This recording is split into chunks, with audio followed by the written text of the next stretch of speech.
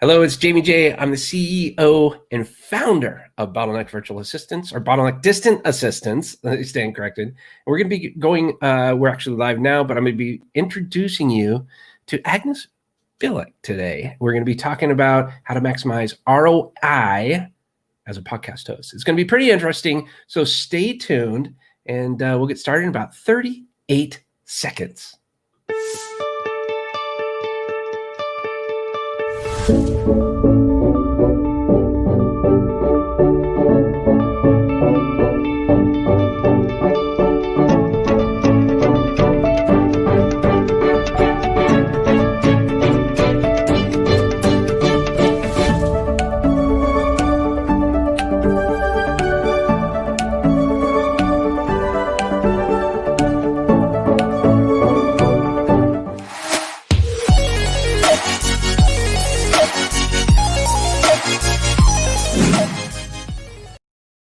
All right. Welcome to Live with Bottleneck. My name is Jamie J, CEO and founder of Bottleneck Distant Assistants. And we're going to help you stop the bottleneck in your business today. And I'm going to be introducing you to Agnes Bilik. That's who we're going to have a conversation with today. And we're going to be talking about how to maximize ROI, return on investment, as a podcast guest. And why is Agnes here today? Well, Agnes is here today, and she qualifies as a person that can help stop the bottleneck in your business, because after working as a corporate recruiter and feeling stuck in a company that was micromanaging its employees, Agnes decided to go back to university and pursue a master's degree. So she's really smart. In the course of her thesis, she started interviewing entrepreneurs about how the fear of failure influenced them in their decision-making. Listening to diverse entrepreneurs talking about their doubts and insecurities really empowered her and changed her perspective, of what is possible.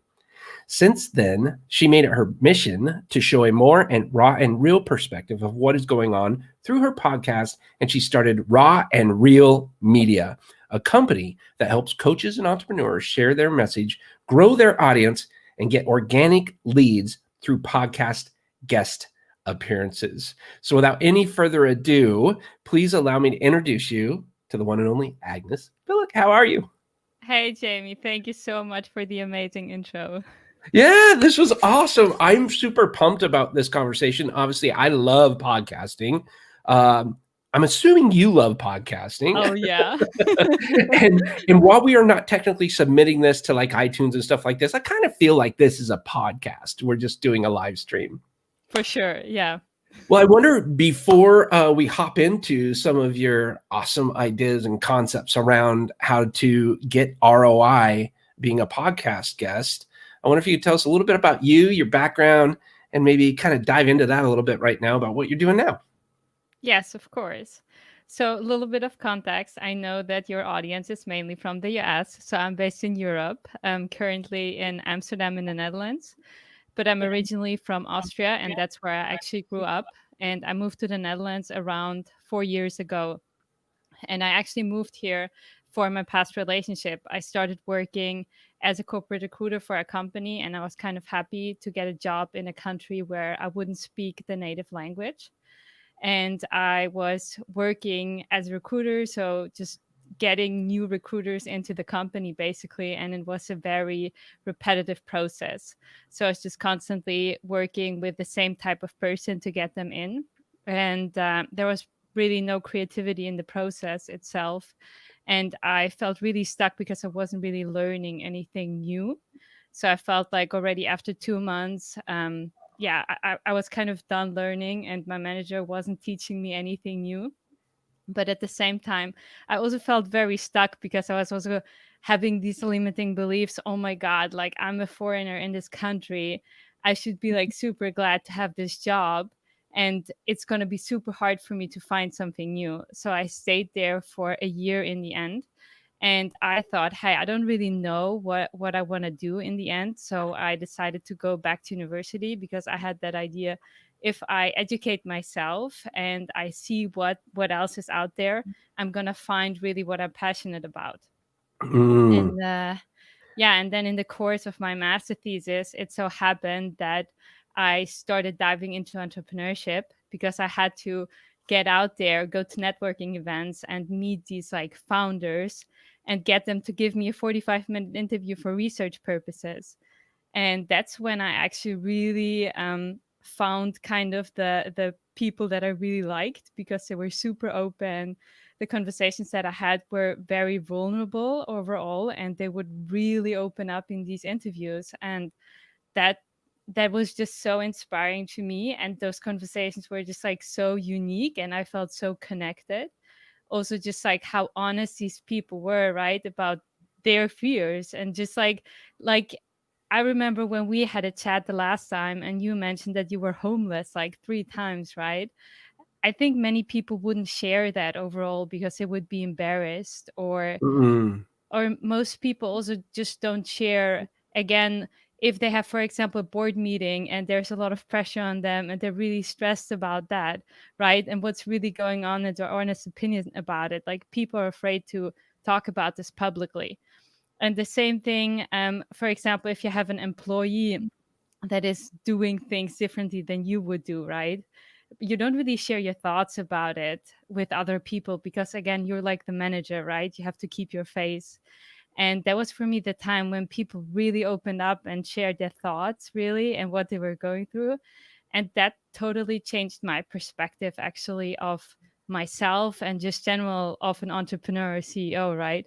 Because Right. personally, I thought back then, because I was working in the corporate world, and I thought, wow, like these types of people that do that must have super insights and be like extremely smart, right? And I had that idea, like I could never do that.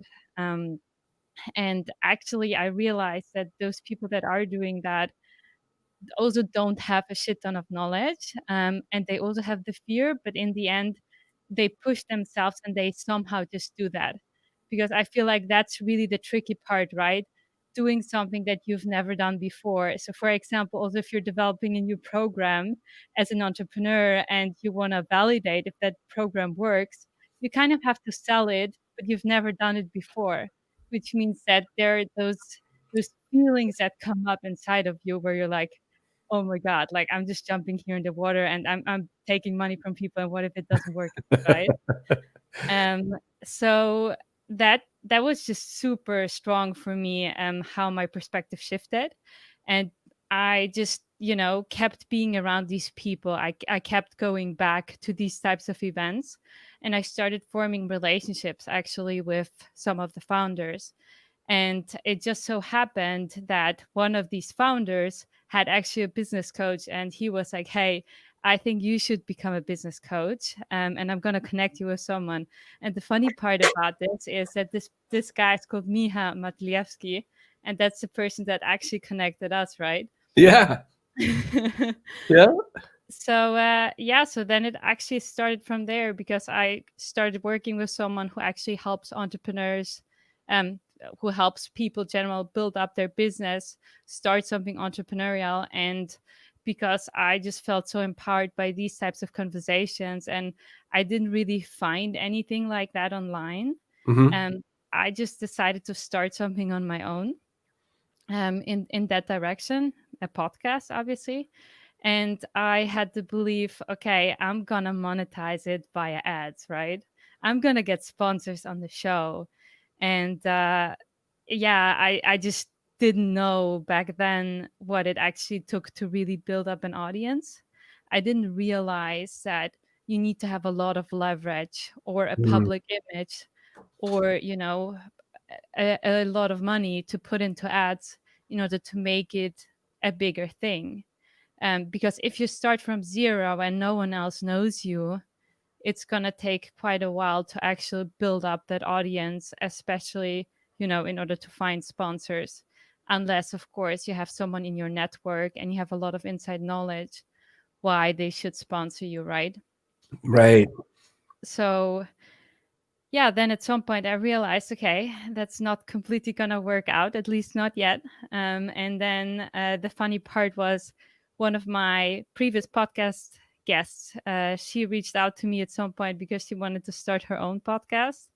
And in the end, we had a conversation, and she actually realized that she doesn't want to do this on a weekly basis and come up with content ideas. She just wants to get her story out there, and she just wants to get on podcasts, but she doesn't have the time and doesn't want to spend the energy, and also doesn't have the knowledge how to approach that best. And I had already quite a network built up at the time, and I was like, hey, I can do this for you, right? And that's how it actually really started rolling. Oh, that's fantastic. Yeah, you know what? I'm thinking of it like this. You talked about a couple of things. How you started out, you went back. What was your degree in, by the way? So I did just a business degree as a bachelor, and then the master specialized in strategy and organization. And it's just really funny because before I chose the specialization, I had a conversation with my parents, and I had like two that I was thinking of, and the second one was entrepreneurship. And then my parents were like, entrepreneurship, like, what are you going to do with that, right? I'm going to start something nobody else has done before. Yeah, that's the thing. Like, that wasn't even somehow, in the realm of possibilities. So I Yeah. was like, yeah, you're right. Like, yeah, I'm going to go for a strategy master. Oh, that's so awesome. I absolutely love it. So, I was thinking you were talking about how, you kind of started off on this. You didn't really know exactly what you were doing. So you had to do some other things to figure out kind of where you wanted to land. And is this where you were going to be forever? I would say probably not, but this is the experience you're gaining to get to wherever it is that you really, really want to get to. But right now, would it be safe to assume that you're really happy doing what you're doing right now? Yeah, totally. So I also have to say that in general, what I'm doing is, I would say it's more of a holistic picture, because in order to be attractive also as a podcast guest, you need to have good branding overall. You need to have good appearances. And also when we're talking about, actually getting results from your interviews, there need to be a lot of things in place also on your profiles and the way how you phrase your words and so on, um, in order for other people to actually land in your net, so to speak, right? So I really, yeah, enjoy what I'm doing, because I think it's always when you see that other people are getting a result and they feel like you are giving them value, Mhm. and you get to be part of their journey and advancement and growth. That's a really good feeling to have. Plus, I love networking as well. I mean, that's Yeah. also what you do through podcasting, and that's just also advances my network as well with each client. So yeah, I have a lot of fun doing it. Oh, that's fantastic. So, an analogy I was thinking of, where I used to say, like, man, I just used to run and jump in the pool, and then just, whoo, it's cold, but just get into it. But now, as I've learned a little bit more, I kind of step into the pool. Maybe ankle deep at first. Okay, it's cold, and then I get used to it, and I say, okay, I'm going to go down to the next step. In this case, go up, right? To get a little more wet, and then a little more, and a little more deeper, and each time I do it, I'm experiencing some new feelings, some new opportunities, right? And then pretty soon, okay, I'm in, I'm swimming, I'm having fun, I'm doing a good time. But it was kind of gradual. Whereas when I was younger, I just jumped in and said, "Oh man, is this going to work? Nope, it's too cold. I'm getting out." Right. So that's kind of the analogy that I'm kind of picturing in my brain as you were talking about what you've done to get where you are today. So where you are today, you said something a little bit about guest podcasting and networking, and you actually love networking. A lot of people don't like networking. They feel that ugly word sales kind of comes in, Hmm. and I tend to think that podcasting is an incredible platform for selling. And we have to understand that selling is okay, because that's Yeah. how we grow our business. But if you take it out of there, and instead of sell somebody, you're educating them, and you're persuading somebody or an entity to make a decision based on your information, that is 100% okay in my book. There's a big difference, I feel, between persuasion and manipulation.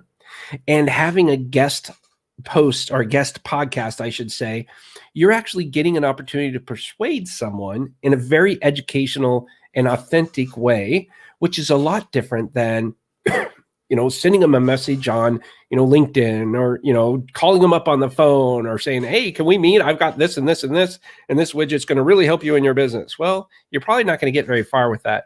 But with podcast guesting, holy cow, what a difference. I wonder if maybe you could elaborate on that a little bit.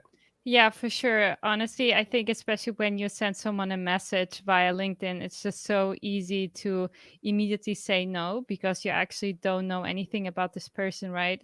It's just a message. So you don't have any feelings about this person as well. But actually, when you get to speak to someone on a podcast, you see their whole appearance, right? Maybe you find out something about their family and about their business, and you just develop a certain picture about this person, and it makes it way harder for you to reject them, or like at least you want to be nice to them. I think that's a general human instinct, pretty much, right? And I also feel like, especially when it comes to selling, like I like selling personally. I don't see that as a negative thing. I think that a lot of people frame it in a bad way, but generally speaking, I like buying product that are gonna help me, right? Whether it's in my business or also when we're talking about services, right? I don't see that as a bad thing if someone tries to sell me a service that will improve my life. Like, yes, please, right? So I really don't see that as a bad thing. And definitely, like, podcasting makes it definitely easier because you get to tell stories. And in the end, that's the most powerful thing, right? Stories. Storytelling. Yeah. Yeah, absolutely. And you just said something, that you love to buy something. And I think that's really relevant. People love to buy, they hate to get sold. But Yeah. if you can tell a story, I think that's why books are so possible, right? Are Mm. so relevant. Everybody, or movies, it's storytelling. Yeah. People love being able to get involved in a story. And if you can create a story through this, and leveraging this unbelievable world of growth based on technology, holy cow, it is a win-win situation. By the way, if you're listening right now and you have a question for Agnes, please ask away, or feel free to comment. If you've seen this and it's in its replay form and you want to have a comment, go ahead and leave it there, and I'll make sure to forward off your information to Agnes. So, Agnes, what is it that you do specifically? Yes. So, as I mentioned before, I think podcast guesting, there are many aspects connected to it besides the actual appearance.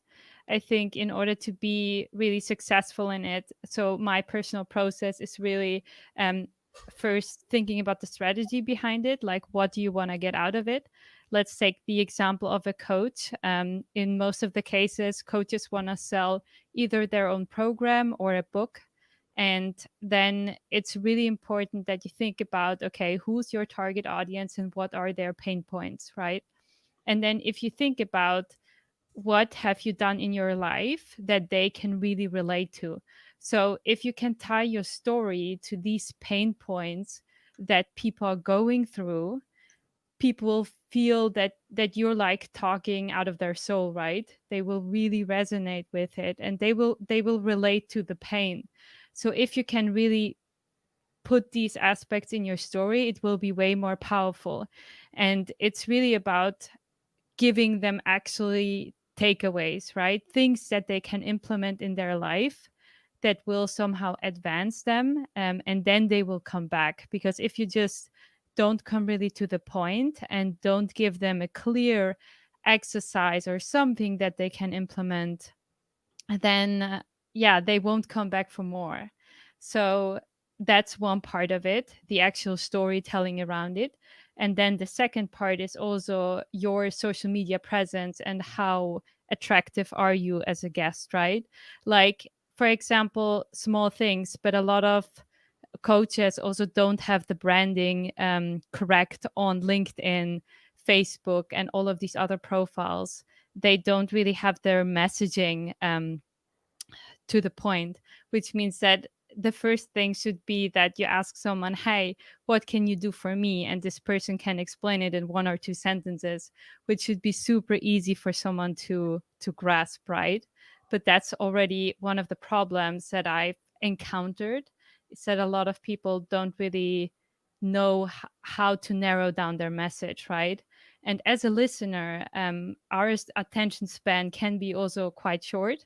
Plus, often we're listening to a podcast on our way when we're traveling somewhere or while we're cooking or doing the dishes, right? Which means that if you're explaining something complicated, you will lose 90% of the people. So always So, talk at like a 30,000-foot view. Don't go into that much detail. well, I think obviously it depends on the type of podcast you're appearing, but especially what you're doing. Like for you, it's really clear that you're helping people to get an virtual assistant, right? So it should be like as simple as it can be, basically, right? Yep. And if you mention that a couple time in different ways, then someone can actually think about this.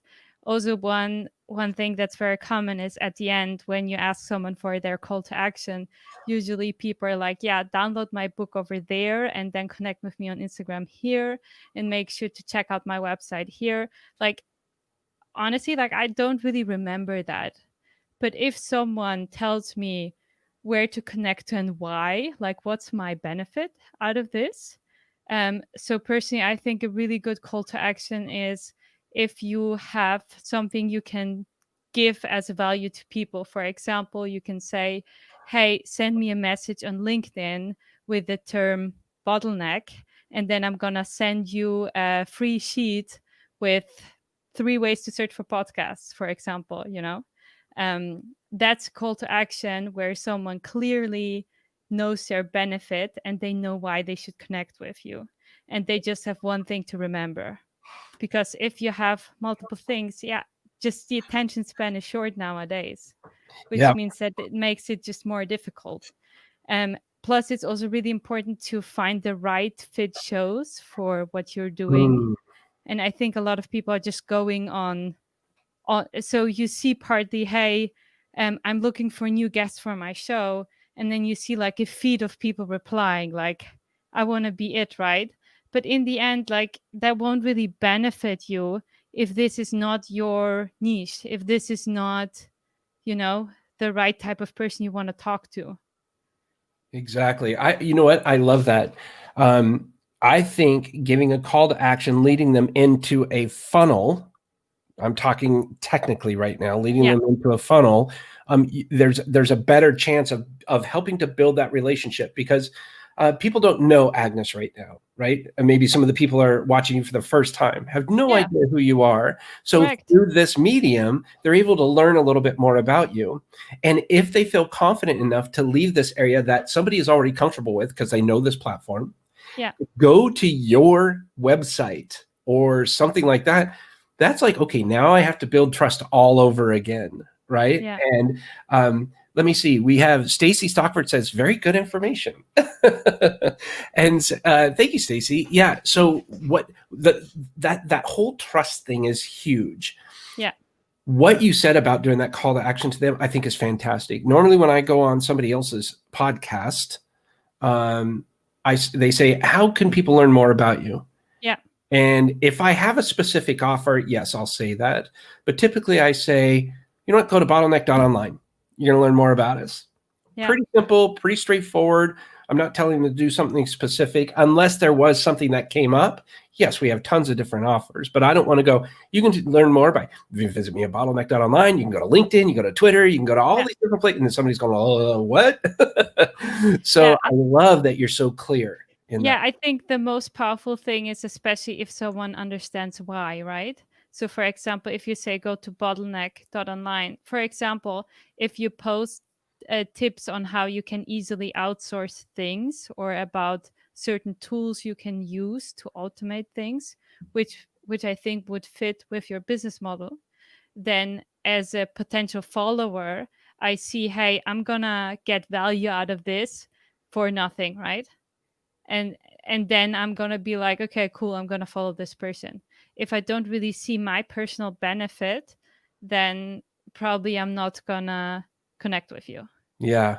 And one thing you can do to kind of bridge that gap of continuity to keep that trust alive, is say you can go to bottleneck.online/raw and real media or Agnes Bilik, right? Because then they're getting there. And if I can talk to you, and maybe you can do a little video on that link saying, hey, this is Agnes, and Jamie was on my podcast, and this is what we talked about. If you go click somewhere on this page, you can download his 3 steps you need to learn before you hire Yeah. a distant assistant, something like that. Yeah, for sure. So Yeah, so I see that it's a lot about these small things, one might say, that are actually very key. So these are things that you help people with. So Yes. when someone comes to you for the first time, what can they expect? Like Well, but let me back up first. Where are they in their entrepreneurial business leadership journey when they come to you? well, usually if we talk about podcast guesting, it's really the long-term game, right? For example, when we talk about appearances, some of the hosts have their schedule lined up for 3 months, which means that you're going to get a recording date with them in 3 months. And then it might take another 2 months until they actually release it, which means that if you're looking to get clients immediately, that's the wrong strategy.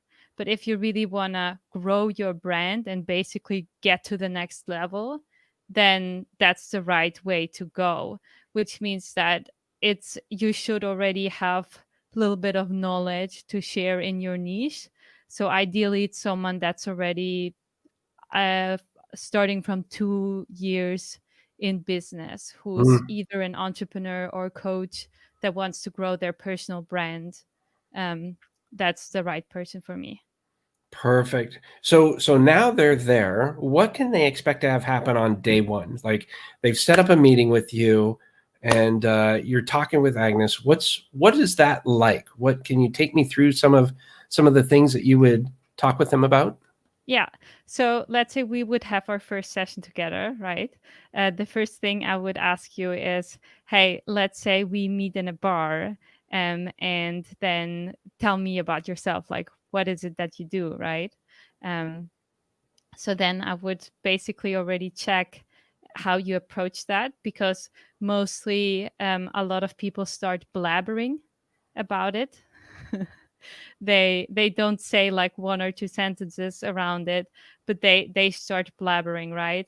Or I Mhm. heard, for example, I'm a life coach, dot, right? And then I was like, okay, why don't you tell me more about it? And she's like, well, like I was waiting for your question, and I was like, well, I wasn't interested in that. Like you didn't create a hook for me, right? Whereas, for Mhm. example, if you say to someone, just if you meet them or randomly in a bar and you say, hey, I'm the inventor of the coolest fitness device on the planet, as a listener, I'm going to be like, what's that? Like, tell me more about it. Yeah. So basically, the first step is talking about your personal offer and what you do in a way that's going to make people curious, and that's going to make it clear about, again, what it is that you do. And then we would really dive into your story, right? So I would ask you questions about the way how you grew up and the pain points of your clients, right? Like, what is it that you really encounter often? And then, we would try to tie your story also to like general analogies. So, for example, um, I was talking to someone who had a long period of traveling abroad and finding herself. And then we tied that to basically her story of Eat, Pray, Love, because that's something that others can also easily remember, because it's really about forming these types of connections in our brains to the things that we already know. So the more you can use what people are already familiar with and tie that to your story, the easier it will be for a listener to remember you as well. Mm. So that usually takes around 2 to 3 hours. And then we would schedule a next session where we would really dive into your social media, right? So, how your LinkedIn profile looks, how your website looks. So, for example, I've seen also that some people have pictures with glasses on and they look to the side, right? And then it's immediately a different type of connection. So, for example, if you land on someone's website and you have a smiling person that is staring at you, right? You immediately form a way better connection than if someone has like glasses on. Oh, I'm in trouble. um, so we would really take an overall look at your image and your social media pages. Also, well, I still see you through these glasses, but partly people have sunglasses on and look to the side. But especially on LinkedIn, a lot of people start the introduction about themselves, but I think you should phrase it more to like, what can you do for me if I land on your page, right? That's what I'm interested in. I'm not really interested in where you grew up or so, not when I land on your LinkedIn profile. I'm just interested in what you can do for me, right? And if you can write down also these pain points. Are you struggling currently with getting new clients? Do you want to build up authority in your niche, right? If you can formulate these questions, someone's gonna be curious about it. At least like a potential customer will be curious about it. So it's a lot about forming that holistic image and making yourself attractive. And what I personally also do is I would also record a mock interview with you. And then I would actually cut together a short video clip of around 2.5 minutes, which tells your story in a nutshell, to really give someone an impression of you, um, to be on your podcast. Because I think that gives someone the best impression if they can see a video clip of you. I love that. I absolutely love that. I think that's fantastic. It's really great advice. I think one of the biggest challenges you said earlier, people blab, and immediately I think of the word distill down, like distillation, right? Like make. And my wife is really good. I'll write something and I'll think they need to know this, and they want to know this, and and my wife will take 4 or 5 sentences or paragraphs and combine it into like 2 or 3 sentences, and I'm like, oh yeah, that's a lot better. Like it's so important because none of us have the time. We're all so busy. And that one thing we can never get back is time. I love the fact now some people may look at this and say 2 to 3 hours. Boy, that's a long session. Does someone have 2 to 3 hours to sit down and talk with you? Do we break it into 2 sessions or whatever the case may be? But you're right. If you throw that out there first and let them know, hey, this is going to take us 3 hours. Don't say, hey, in 30 minutes, we're going to figure this out. Now all of a sudden you're over promising and under delivering, but throw it out there, let them give you feedback on it. I'm just talking instances like this. And I like to break down some of what you're saying into specific actions, because I think it's important for people to understand what you're talking about is kind of a overview, right? On some things that they can do, but you're giving good actionable items, just like you said, with the call to actions and things like that are very specific. Some of the things that I really hear and enjoy what you're talking about is you're not trying to hook somebody in. You actually want to help them out. So this is what that journey is going to look like. So this is what you need to prepare for, because I think that setting expectations is critical. Yes, for sure. That's also one of the first things I talk about, expectation, as especially the time frame, right? Because usually when people start working with you, they want immediate results. And when it comes to podcasting, it is just a long-term game, right? It is just like part of building your brand. And it's not going to happen in one day, but really over a period of time. So that's just something that someone has to be aware of. And also in my case, I prefer taking the time in the beginning and setting a good foundation, in order to have it better down the road. Instead of, some people are just like immediately pitching, but they don't even have like a one sheet, and displaying the benefit of this person, right? It's so true. I'm trying to think. I have this quote.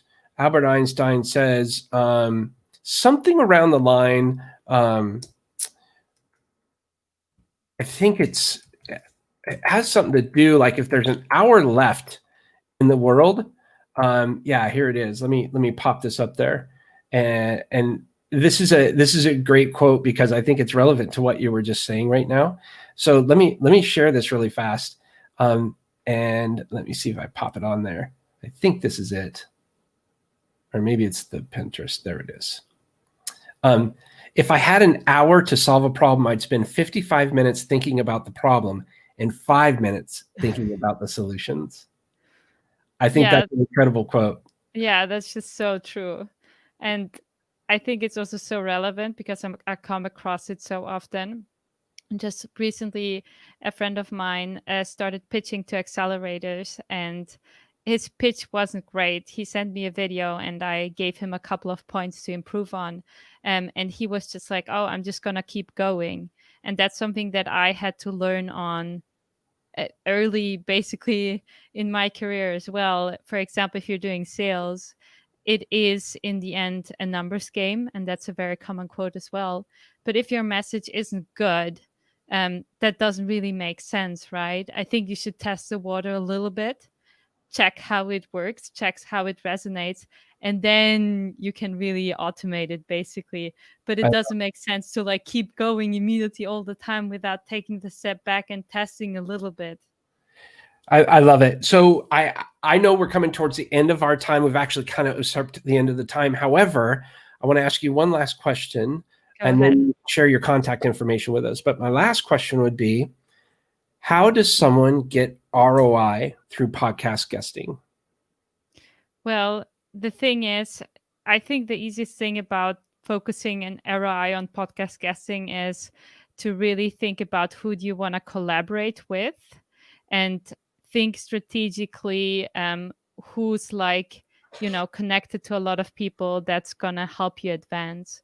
Because, it is a great strategy to get leads out of podcast interviews, but also quite some podcasters don't have a huge audience. But if you can really focus just on the host and build a good relationship with them, and, you know, uh, leverage their network in the sense of, getting connected further and maybe creating some type of workshop or so with this host, that's really going to advance your business. So also personally, I see it like the relationships I formed through podcasting are really powerful. And I'm sure like you've been guests, you've talked to a lot of guests, and you've been a guest on many shows. So like what's your experience in that sense? So I have to attribute probably 90% of the success that I've seen today to podcasting. Now, I didn't have a big following, but I've been doing it for about 7 years. And one of the things that I found, and I call this indirect monetization, not direct monetization, not, I didn't have sponsors and all that kind of stuff. I did, but I didn't for the most part. One thing that I was blessed on is I never really had to go out and find guests. There was always someone that would come to us, and we were happy to have them because it fit, our episodic or our podcast, I should say.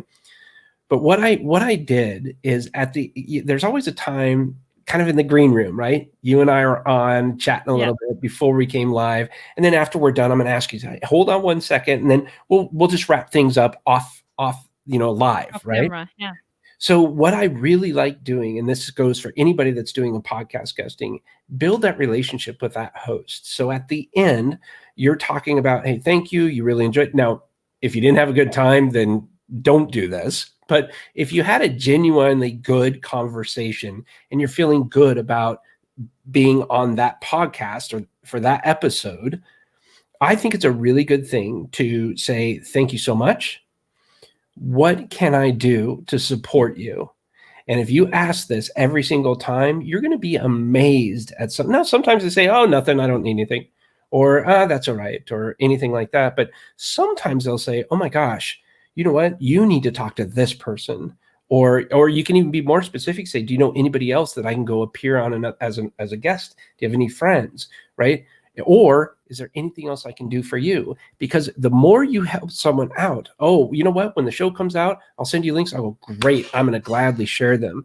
And if it's somebody that I really enjoyed working with, and maybe they're coming out with a new product or service, I say, hey, make sure you put me on your launch team. I want to help you when you come out with your new funnel or your new book. please, I'll be happy to purchase a book. I want to read it, or I'll share it with my audience. Please come on my live stream if that will help you. So I think it's really important to take advantage of that little window that you have in the green room at the end, not at the beginning, because you haven't developed that relationship. You haven't had the episode first, but at the end, that's a great way to make introductions. And now all of a sudden, these are not cold introductions. These are warm introductions. These are introductions they're making to their friends that you don't know, but they know. And so they'll feel much more obliged to take that meeting than if you just reached out, without anything else. Yeah, I couldn't agree more. Yeah, I love what you say. Also, like, what can I do for you, right? Yep, exactly. Exactly. So how do people get in touch with you? Well, so if you send me a message on LinkedIn with the word bottleneck, I know that you're coming from Jamie's audience, which means that I'm happy to give you a half an hour of my time and strategize with you about how you can be successful in podcast guesting and what you need to change. Oh, that is so awesome. I'm going to put code word bottleneck. Yes. So go to LinkedIn, find Agnes. Her LinkedIn address is at Agnes Bilik. But go to LinkedIn and type in Bottleneck. You heard about her on Bottleneck. And I cannot say thank you enough for you taking the time, Agnes, to jump on this call today, this live stream. It's been fantastic. Is there anything else you want to say before we wrap? Hey, I think it's just really important to, follow your dreams and keep going, but in a smart way. So if it's not working out, take a moment, pause, strategize, contact some people in your network and ask them for help, and just don't give up. I love it. I love it. Thank you so much, Agnes. Can you hold on real quick while I wrap up the show? Yes, thanks so much for having me. Oh my gosh, you are so welcome. Thank you for coming on. Yeah, bear with me real quick. We've been talking today to Agnes Bilik. We talked about how to maximize ROI as a podcast guest. She is the founder of Raw and Real Media, and you can go obviously and learn more by visiting her website at rawandrealmedia.com. I highly encourage you to reach out to her if you're looking to grow your network, if you're looking to grow your sales, scale your company. Agnes is the person that you need to talk to. She's unbelievably talented and gifted. And so I couldn't recommend going and checking out her stuff enough. I hope what Agnes shared with us today allows you to stop the bottleneck in your business, at least somewhat, somehow. Feel free to reach out to me anytime. If you have any additional questions, please let me know. I'd be happy to answer them. You can reach me by going to info@bottleneck.online. Be happy to answer your questions there. Or just leave a question in the comment. I'll make sure to get those to Agnes as soon as possible. Thank you so much for listening to Live with Bottleneck. My name is Jamie J. I'm the host and CEO of Bottleneck Distant Assistants, and we look forward to talking with you soon. Remember, create your own ripple.